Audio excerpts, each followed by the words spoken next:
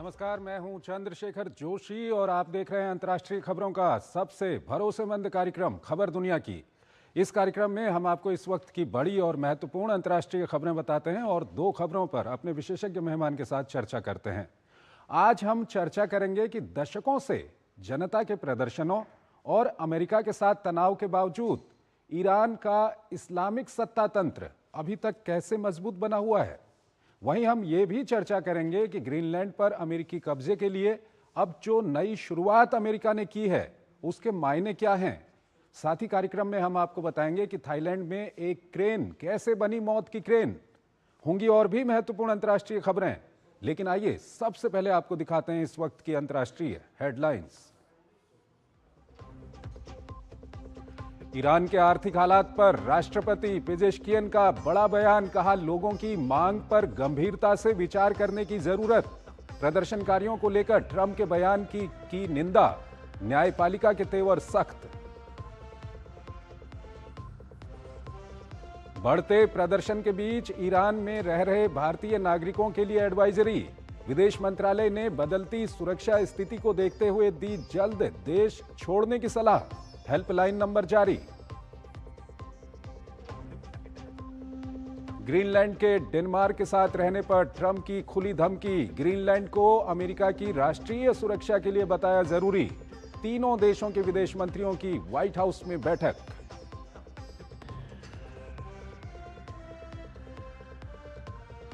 Japan में समय से पहले चुनाव की तैयारी। प्रधानमंत्री ताकायुची ने निचले सदन को भंग करने के दिए संकेत। ताजा सर्वे में सत्ताधारी पार्टी एलडीपी को बढ़त। थाईलैंड के उत्तर पूर्वी क्षेत्र में यात्री ट्रेन पर गिरी क्रेन, कम से कम 29 लोगों की मौत, 64 घायल। हाई स्पीड रेल परियोजना निर्माण के दौरान हुआ हादसा।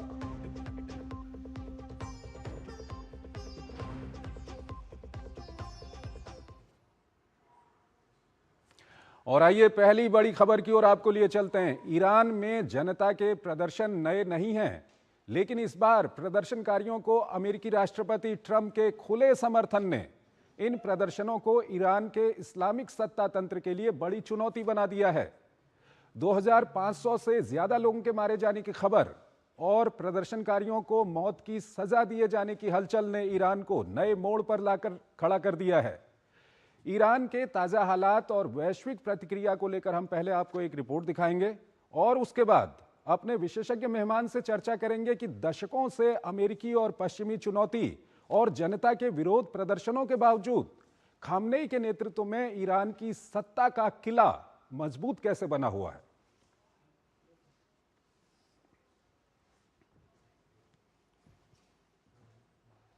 तो दूसरी ओर अंतर्राष्ट्रीय दबाव और गहराते युद्ध की आशंका। बेहद संवेदनशील मोड़ पर खड़े तेहरान के लिए कई चुनौतियां मुंह बाएं खड़ी हैं। करेंसी रियाल में ऐतिहासिक गिरावट के खिलाफ ग्रैंड बाजार से शुरू हुआ प्रदर्शन 2 हफ्ते के अंदर पूरे देश में फैल गया। स्थानीय दुकानदारों द्वारा शुरू हुए प्रदर्शन में धीरे धीरे मजदूर, युवा, मध्यम वर्ग और महिलाएं भी जुड़ती गईं। भले ही प्रदर्शनकारियों के लिए मुद्दा बेकाबू महंगाई रही है, लेकिन पिछले कुछ दिनों से देश में पानी की कमी, बिजली कटौती समेत बढ़ती बेरोजगारी सरकार के लिए चुनौती साबित होती रही।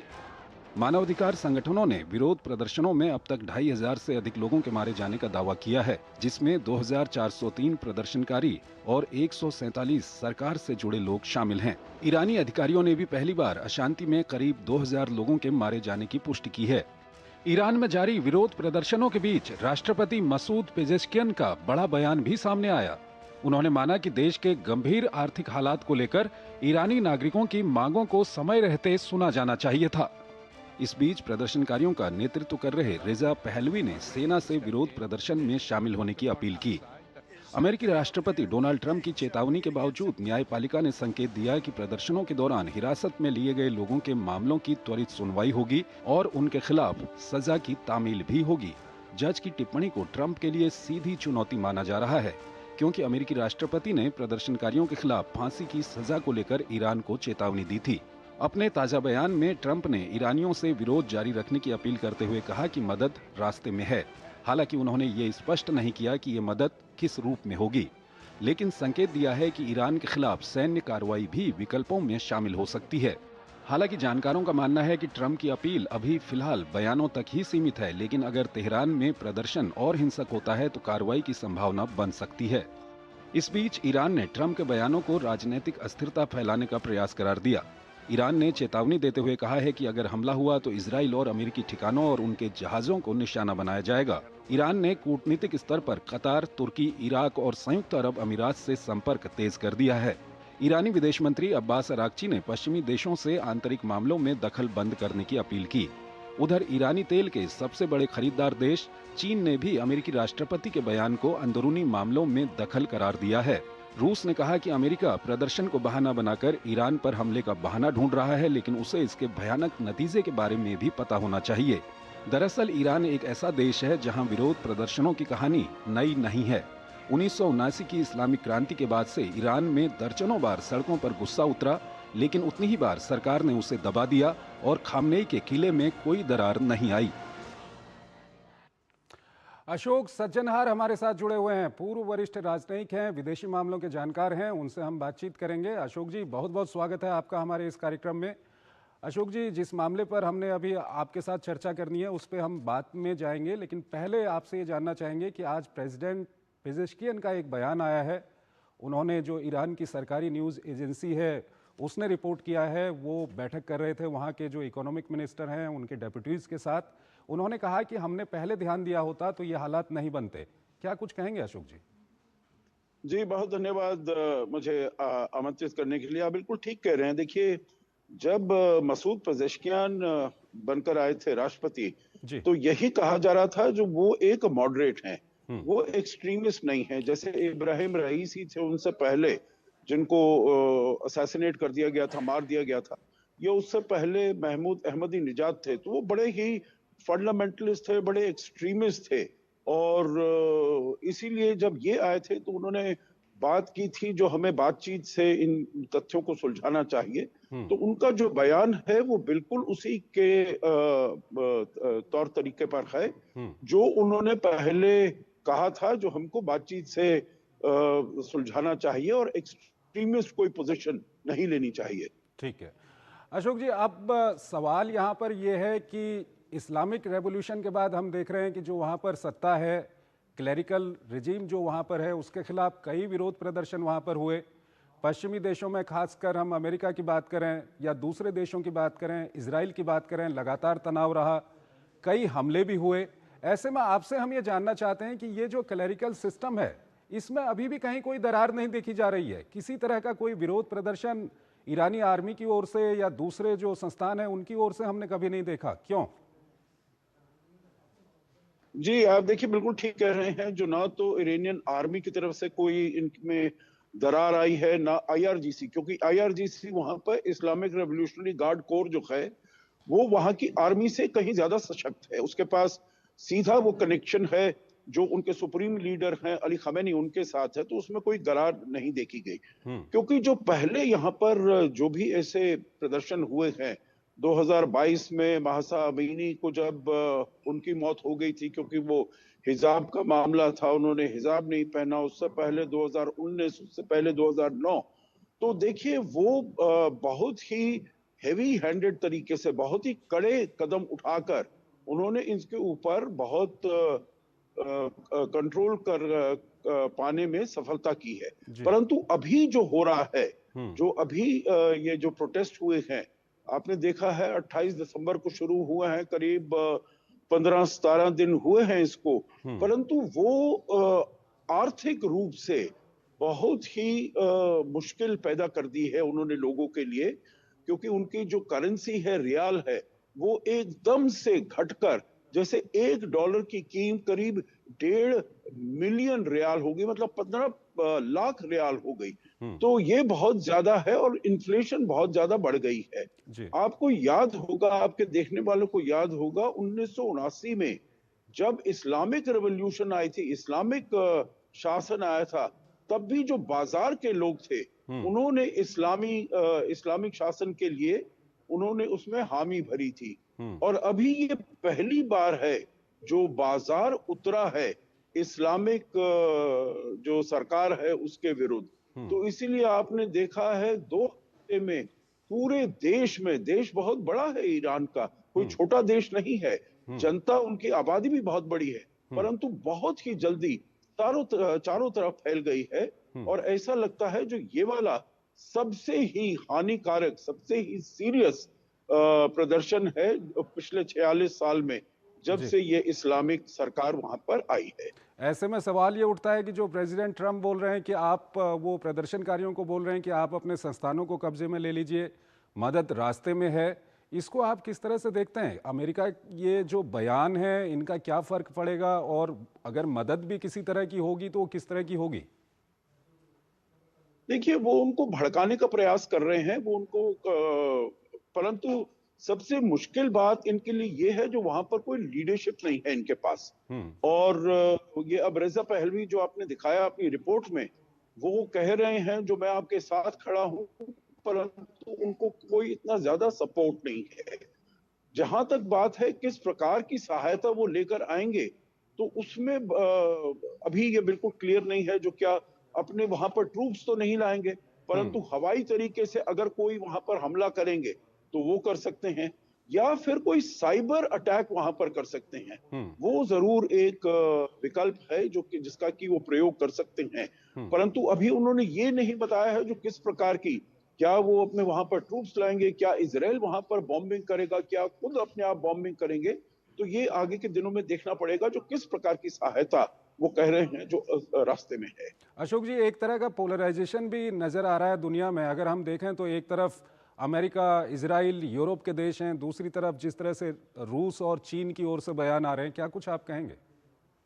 जी बिल्कुल, आप ठीक कह रहे हैं। देखिए, रूस और चीन के तो वैसे ही संबंध अमेरिका के साथ ठीक नहीं है, तो जो कुछ भी करेगा अमेरिका करेगा। चाहे वेनेजुएला में अभी आपने देख लिया है, वेनेजुएला में भी उन्होंने बहुत उनकी भर्त्सना की है। जो ये आपने स्ट्रेटेजिक ऑटोनॉमी, अपने सॉवरेनिटी और टेरिटोरियल इंटेग्रिटी को आपने खत्म किया है, उसके विरुद्ध इंटरनेशनल लॉ, यूनाइटेड नेशंस के प्रिंसिपल्स के विरुद्ध किया है। तो यहाँ पर भी वो उनकी निंदा कर रहे हैं, और भी जो देश हैं वो दबी आवाज में निंदा कर रहे हैं। परंतु जो पूरा पश्चिमी महकमा है, वो यूरोप है या फिर जापान, ऑस्ट्रेलिया, अमेरिका, ये सब तो उनके साथ हैं। जो ये वाली जो सरकार है, बहुत ही इन्होंने अत्याचार किए हैं अपने लोगों के ऊपर, तो इस सरकार को जाना चाहिए और कोई यहाँ पर डेमोक्रेटिकली इलेक्टेड, लोकतांत्रिक तरीके से चुनी गई सरकार को यहाँ पर आना चाहिए। जो आर्थिक प्रतिबंध समय समय पर विभिन्न कारणों से ईरान पर लगाए गए हैं, उन्हीं आर्थिक प्रतिबंधों का कहीं ना कहीं असर है कि अर्थव्यवस्था ऐसी हो गई है, तो इसको आप किस तरह से कहेंगे अशोक जी? जी, आप बिल्कुल ठीक कह रहे हैं, क्योंकि ये सैंक्शंस जो हैं, और इसीलिए आपने देखा होगा जो जब खतामी थे यहाँ के राष्ट्रपति 2015 में, उन्होंने JCPOA ले आए थे, joint comprehensive plan of action, जिसे ईरानियन न्यूक्लियर डील भी कहा जाता है। उन्होंने कहा था वो करेंगे तो थोड़ा सा जो प्रतिबंध है वो हटेंगे, और वहां पर जो आम लोगों की आर्थिक जिंदगी है, माली हालत है, वो थोड़ा बेहतर होगी। परंतु राष्ट्रपति ट्रंप ने आते ही 2018 में उनके ऊपर फिर से सैंक्शंस लगा दिए, तो उसका तो वार बहुत ही कड़ा है, बहुत ही उसकी चोट बहुत जबरदस्त लगी है। ठीक है अशोक जी, हमारे साथ बने रहिएगा। एक और महत्वपूर्ण खबर है, उस पर अभी हम आपसे बातचीत करेंगे, लेकिन यहाँ पर हमको एक छोटा सा ब्रेक लेना है। एक छोटा सा ब्रेक लेते हैं।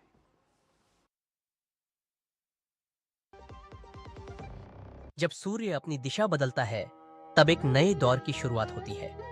आग से गुजरकर, मेहनत में ढलकर हम मजबूती को आकार देते हैं। मकर संक्रांति पर पतंगे आसमान छूती हैं और हम जमीन पर नींव को और मजबूत बनाते हैं। मोंगिया स्टील, मजबूत नींव, बुलंद भविष्य। टिंग टिंग, आपके लिए एक फेस्टिवल ऑफर है। QR कोड स्कैन करो, UPI पिन डालो और 10,000 रुपए आपके बैंक अकाउंट में। पिन डालूंगा तो पैसा खट से आएगा नहीं, झट से कट जाएगा। मैं मूर्ख नहीं हूँ। तालियां। UPI कहता है UPI पिन पैसे भेजने के लिए होता है, पाने के लिए नहीं। इस बात को याद रखें और कहें, मैं मूर्ख नहीं।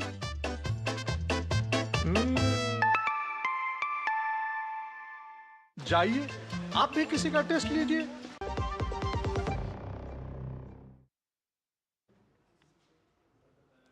स्वागत है आपका ब्रेक के बाद। अगर आपको लगता है कि ग्रीनलैंड पर अमेरिकी कब्जे के राष्ट्रपति ट्रंप के बयान सिर्फ बयानों और घरेलू राजनीति तक सीमित हैं, तो आप गलत हो सकते हैं, क्योंकि अमेरिकी उपराष्ट्रपति जेडी वेंस के नेतृत्व में ट्रंप के बयानों को हकीकत में बदलने की कवायद शुरू हो चुकी है। दूसरी ओर बड़े सवाल सामने हैं, क्योंकि ऐसा कोई कदम नेटो के साथ साथ यूरोप की एकता को भी छिन्न भिन्न कर देगा। आइए आपको अमेरिकी प्रयासों को लेकर एक रिपोर्ट दिखाते हैं और फिर अपने विशेषज्ञ मेहमान से जानेंगे कि इस तरह के कदम अमेरिका और विश्व के भविष्य के लिए क्या मायने रखते हैं। वेनेजुएला में मादुरो की गिरफ्तारी का बड़ा कदम उठाने के बाद अमेरिकी राष्ट्रपति डोनाल्ड ट्रंप ने ग्रीनलैंड को जबरिया हथियाने की अपनी मुहिम तेज कर दी है। ग्रीनलैंड को ट्रंप लैंड बनाने की कवायद ने डेनमार्क को सकते में ला दिया है। ट्रंप की विस्तारवादी नीति ने डेनमार्क और ग्रीनलैंड के नेताओं को एकजुट कर दिया है।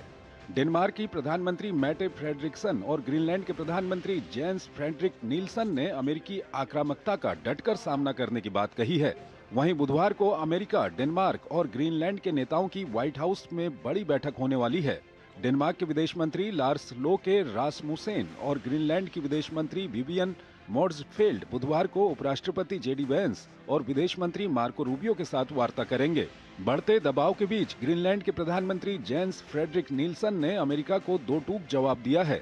नीलसन ने कहा कि अगर ग्रीनलैंड के लोगों को अभी चुनाव करने के लिए कहा जाएगा तो वो अमेरिका के बजाय डेनमार्क को चुनेंगे। ग्रीनलैंड के पीएम की टिप्पणियों पर ट्रंप भड़क गए। ट्रंप ने नीलसन को पहचानने से ही इनकार कर दिया। ट्रंप ने पिछले सप्ताह कहा था कि रूस और चीन से बचाव के लिए ग्रीनलैंड पर अमेरिका का कब्जा जरूरी है। उन्होंने दावा किया कि अगर अमेरिका ग्रीनलैंड को नहीं हासिल करता है तो चीन और रूस वहां कब्जा जमा लेंगे। ग्रीनलैंड में दुर्लभ खनिज, तेल, गैस और रेयर अर्थ एलिमेंट्स के बड़े भंडार माने जाते हैं। वहीं ग्रीनलैंड को लेकर डेमोक्रेट्स और रिपब्लिकन आमने सामने हैं, जहां एक और रिपब्लिकन सांसद रैंडी फाइन ने सोमवार को ग्रीनलैंड को अमेरिका में शामिल करने के लिए Greenland annexation and statehood act नाम से एक बिल पेश किया है, तो वहीं डेमोक्रेट्स और कुछ रिपब्लिकन सांसदों ने नेटो यूनिटी प्रोटेक्शन एक्ट पेश करके नेटो देशों में अमेरिकी अभियान को रोकने की बात कही है। दरअसल डेनमार्क और अमेरिका दोनों नेटो का हिस्सा हैं। ताजा स्थिति ने यूरोप की चिंता बढ़ा दी है। यूरोपियन यूनियन के रक्षा कमिश्नर ने कहा है कि ग्रीनलैंड पर अमेरिकी सेना का कब्जा नेटो का अंत होगा। यूरोपीय संघ के देश ईयू संधि के आपसी रक्षा क्लॉज आर्टिकल 42(7) को लागू करने पर विचार कर रहे हैं, जिसका मतलब ये हुआ कि अगर अमेरिका हमला करता है तो यूरोप जंग में जा सकता है। हालांकि ग्रीनलैंड में पहले से ही अमेरिकी सैन्य उपस्थिति मौजूद है। वहीं डेनमार्क के साथ हुए समझौतों के तहत अमेरिका जितने चाहे उतने सैनिक ग्रीनलैंड में ला सकता है। अशोक सज्जनहार हमारे साथ जुड़े हुए हैं, विदेशी मामलों के जानकार हैं, उनसे हम बातचीत करेंगे। अशोक जी, अगर ये ग्रीनलैंड वाला जो मामला चल रहा है, जिस तरह से प्रेसिडेंट ट्रंप के बयान आ रहे हैं और जेडी वेंस भी एक महत्वपूर्ण बैठक करने वाले हैं वॉशिंगटन में, क्या कुछ कहेंगे आप? जी देखिए, ये पहले से ही वो कहते रहे हैं, जो पिछले बार भी जब वो आए थे ट्रंप 1.0 में जो कहा जाए, पहली जब उनकी अवधि थी तो उसमें भी उन्होंने कहा था जो हमको ग्रीनलैंड लेना चाहिए, तब उनको इतना सीरियसली नहीं लिया गया था। परंतु अब जब से वो आए हैं, शुरू से आए हैं, वो इसी के बारे में बोले जा रहे हैं जो हमको, ये हमारे क्षेत्र का हिस्सा है। और जो उन्होंने अपनी नेशनल सिक्योरिटी स्ट्रेटेजी भी की है, उसमें उन्होंने यही लिखा है जो पूरा जो वेस्टर्न हेमिस्फीयर है, पश्चिमी जो हेमिस्फीयर है, उसमें हमारा दबदबा रहेगा, हमारा वर्चस्व रहेगा, हमारा प्रभाव रहेगा। और उसमें कोई किसी और देश को, चाहे वो चीन हो, आर्थिक तरीके से या सुरक्षा के तरीके से, चीन, रूस, उसको हम नहीं आने देंगे। तो वो कहते हैं जो सुरक्षा के लिए हमारे लिए ये जरूरी है, अमेरिका की सुरक्षा के लिए, अगर हम नहीं लेंगे ग्रीनलैंड को तो या चीन या रूस उसको हथिया लेगा और हमारे लिए वो हमारी सुरक्षा के लिए ठीक नहीं होगा, इसीलिए उनको ग्रीनलैंड चाहिए। अशोक जी, अगर ऐसे कदम उठाए जाते हैं, हालांकि ये देखना होगा कि ये जो बातचीत होनी है, क्या ये अगर इस तरह के कदम सच में अमेरिका उठाता है तो क्या बातचीत के जरिए उठाता है या कोई सैन्य कार्रवाई के जरिए, लेकिन ये इसके रिपरकशन आगे आने वाले भविष्य में विश्व के लिए या यूरोप के लिए, नेटो के लिए क्या कुछ होंगे? देखिए, अगर किसी भी तरीके से अगर वो ले लेता है, ग्रीनलैंड को ले लेता है, तो जो विश्वसनीयता है दोनों में, यूरोप में और अमेरिका में, जिसे कहा जाता था ट्रांस अटलांटिक पार्टनरशिप बहुत ही सॉलिड है, वही एक बहुत ही बड़ा बेस है, फाउंडेशन है जो पूरे विश्व की जो स्थिति है उसके, तो वो उसमें जो विश्वसनीयता, ट्रस्ट है, वो एकदम खत्म हो जाएगा। और वो मेरे ख्याल से यूरोप के लिए, अमेरिका के लिए, विश्व के लिए वो अच्छी बात नहीं होगी, अच्छी चीज सिद्ध नहीं होगी। तो इसीलिए वो चाहते हैं, कह रहे हैं, जो हम बातचीत से लेना चाहते हैं, अगर बातचीत सफल नहीं हुई तो हम सैन्य कार्रवाई भी उसमें कर सकते हैं। अगर सैन्य कार्रवाई कर सकते हैं तो मतलब जो नेटो है वो तो एकदम खत्म हो जाएगा। और जैसे आपने अपनी रिपोर्ट में दिखाया, जो ईयू जो है, यूरोपियन यूनियन, अपनी कॉन्स्टिट्यूशन के तहत वो भी हथियार उठा सकता है अमेरिका के विरुद्ध। अगर हथियार उठाता है तो बिल्कुल खड़ा नहीं रह पाएगा, क्योंकि अमेरिका के पास तो बहुत ही आधुनिक वो है, अस्त्र शस्त्र हैं। परंतु फिर भी ये पूरी दुनिया के लिए, उस क्षेत्र के लिए बहुत ही हानिकारक सिद्ध हो सकता है। परंतु असल में ये लगता है वो सामने उन्होंने मुखौटा सुरक्षा का दिया हो, परंतु वो चाहते हैं ग्रीनलैंड में कितने सारे खनिज पदार्थ हैं, तेल है, गैस है, उसको जैसे वेनेजुएला को उन्होंने हथियाया है, तो वैसे ही ग्रीनलैंड को भी हथियाकर उसका भी जो सब मिनरल रिसोर्सेज हैं उसको अपने आप वो इस्तेमाल करना चाहते हैं। ठीक है सर, बहुत बहुत शुक्रिया सर आपका, आप हमारे इस कार्यक्रम में जुड़े और दोनों ही महत्वपूर्ण विषयों पर आपने हमारा महत्वपूर्ण विश्लेषण हमारे दर्शकों के सामने रखा। बहुत बहुत शुक्रिया आपका। और इसी के साथ अंतर्राष्ट्रीय खबरों के इस कार्यक्रम को हम यहीं पर समाप्त करते हैं, लेकिन जाते जाते आपको छोड़ जाते हैं आज की कुछ और महत्वपूर्ण और बड़ी अंतर्राष्ट्रीय खबरों के साथ। आप इन खबरों को देखिए और हमारी पूरी टीम को इजाज़त दीजिए। नमस्कार।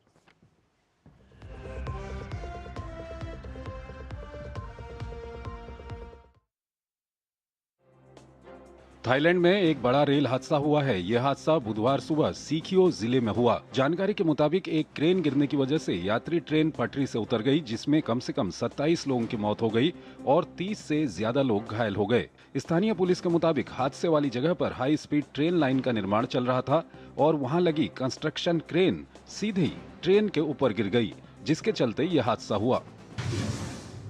ब्लैक सी में तेल सप्लाई को लेकर हालात एक बार फिर तनावपूर्ण हो गए हैं। कजाकिस्तान से तेल को दुनिया तक पहुंचाने वाले सबसे अहम रूट सीपीसी टर्मिनल के पास 2 ऑयल टैंकरों डेल्टा हार्मोनी और मटिल्डा पर ड्रोन हमला हुआ है। तुर्की मीडिया रिपोर्ट्स के अनुसार काला सागर में रूस से संबंधित माल्टा ध्वज वाले तेल टैंकर को निशाना बनाया गया।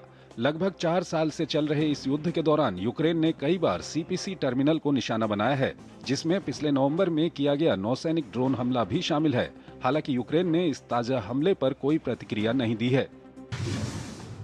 अमेरिका के राष्ट्रपति डोनाल्ड ट्रंप ने मुस्लिम ब्रदरहुड को आतंकवादी संगठन घोषित कर दिया है। अमेरिकी राष्ट्रपति ने ट्रांसनेशनल सुन्नी इस्लामिक ग्रुप की लेबनानी, जॉर्डनियन और मिस्र की शाखाओं को आतंकवादी संगठन घोषित किया है। अमेरिका की इस घोषणा के बाद अब मुस्लिम ब्रदरहुड को किसी भी तरह की मदद देना गैर कानूनी हो गया है। साथ ही इनका रेवेन्यू रोकने के लिए कई तरह के आर्थिक प्रतिबंध भी लगाए गए हैं। बांग्लादेश ने म्यांमार स्थित विद्रोही अराकान आर्मी की ओर से सीमा पार की गई गोलीबारी की घटना पर कड़ा रुख अपनाते हुए म्यांमार के राजदूत यू क्या सो मोए को तलब कर कड़ा विरोध दर्ज कराया। बांग्लादेश के विदेश मंत्रालय ने मंगलवार को जारी बयान में बताया कि इस अकारण गोलीबारी में एक 12 वर्षीय बांग्लादेशी बच्ची गंभीर रूप से घायल हो गई। ढाका ने इस घटना को अंतर्राष्ट्रीय कानून का स्पष्ट उल्लंघन करार दिया है। सीरियाई सेना ने मंगलवार को कुर्द बलों को अलेप्पो के पूर्व में स्थित क्षेत्र से पीछे हटने का आदेश दिया है। यह आदेश पिछले सप्ताह शहर में हुई घातक झड़पों के बाद दिया गया, जब दोनों पक्षों ने रात भर में नए सिरे से सशस्त्र झड़पों के शुरू होने की सूचना दी। दावा किया जा रहा है कि सीरिया की इस्लामी नेतृत्व वाली सरकार पूरे देश में अपना अधिकार बढ़ाना चाहती है। अमेरिकी शोधकर्ताओं और यूरोपीय जलवायु निगरानी कार्यक्रम कोपरनिकस क्लाइमेट चेंज सर्विस की मंगलवार को जारी रिपोर्ट के मुताबिक बीते 3 वर्षों में लगभग हर महीने अब तक के सबसे गर्म महीनों में शामिल रहे। 2025 में दुनिया के करीब आधे हिस्से में साल भर तापमान सामान्य से कहीं अधिक रहा, जिसके चलते यहां औसत से ज्यादा हीट स्ट्रेस दर्ज किया गया।